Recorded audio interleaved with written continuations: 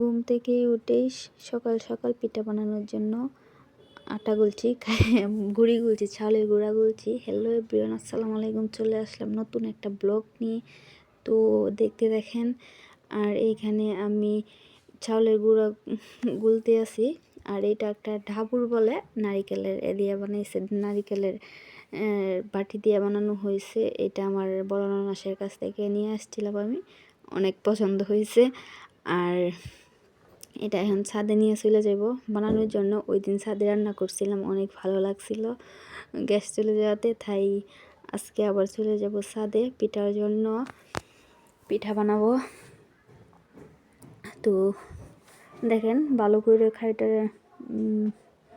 গুলে নিতে আসি যেন সুন্দর হয়, পিঠাটি সুন্দর হয়। আবার লবণটাও আমি টেস্ট করে দেখতে আসি লবণটা কীরকম হয়েছে। তো আবার এই যে আবার গুলতে আসি। তো ছাদে চলে যাবো, এইগুলো সবগুলো নিয়ে যে ছাদে চলে আসছি। চিতই পিঠা বানাবো, চিতই পিঠা খাবো, সকালবেলা নাস্তা করব। ছাদে চলে আসলাম পিঠা বানানোর জন্য, ঝাল ধরে দিছি। তো লাকড়ির চুলায় পিঠা মানে রান্না করতে অনেক ভালো লাগে। ওই দিন গ্যাস না থাকাকালে চলে আসছিলাম। আর দেখেন কুলার কি অবস্থা পিঠা বানানো তাওয়ার। ওইটা আবার মানে যারা সবসময় রেগুলারলি বানা ওইটা অনেক সুন্দর থাকে। তবে আর যেটা না বানানো হয় এটা কীরকম হয়ে যায় দেখেন। এটা লবণ দিয়ে ভালো করে গইসা ক্লিন করে নিব। আর জালটা আমি ভালো করে ধরায় নিতে আসি। আর লাকড়িগুলো অনেক সংগ্রহ করে আনছিলাম ওই দিন, তো ওইটি কাজে লাগবে আমার ভিডিওর জন্য, সাথে রান্না করার জন্য। তো ওইগুলাই নিয়ে আসলাম, আইসা বসছি।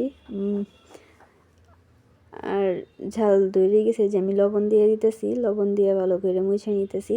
মানে 4-5 বার মুছে নিলেই হয়ে যাইব। মানে এটা তো রেগুলারলি বানানো হয় না, যারা সব সময় বানায় বাজারে বিক্রি করে ওরাটাই বেশি লবণ দিতে হয় না। তো আমরা তো আর যারা বাসা বাড়ির থাকি ওরা তো আর রেগুলারলি বানানো হয় না, তাই ওইটা লবণ ব্যবহার করতে হয় নিচ দিয়ে, নয়তো পিঠা পুড়বে না। আর এইখানে আমি ব্যাটারটা দিয়ে দিচ্ছি। তো দোয়া হইতেছে, ওই দিনের মতো বাতাস চলতেছে, প্রচণ্ড বাতাস আসতেছে। তো পিঠাগুলা বানাইতেছি আর সকাল সকাল, তখন সকাল 8:30 বাজতে আছে, কেউ ঘুম থেকে উঠে নাই, আমি চলে আসছি। তো দেখেন দেওয়া কমপ্লিট হয়ে গেছে। ওই যে পিঠা বানানো আবার ডাইকা দিব, সুন্দর করে ডাইকা দিব। ডাইকা দিলে আমি আবার ঝালটা কন্টিনিউ করতে আসি এদিক দিয়ে। আর অনেক প্রচণ্ড বাতাস, তো তাই দোয়া হইতেছে জালটা কন্টিনিউ করার।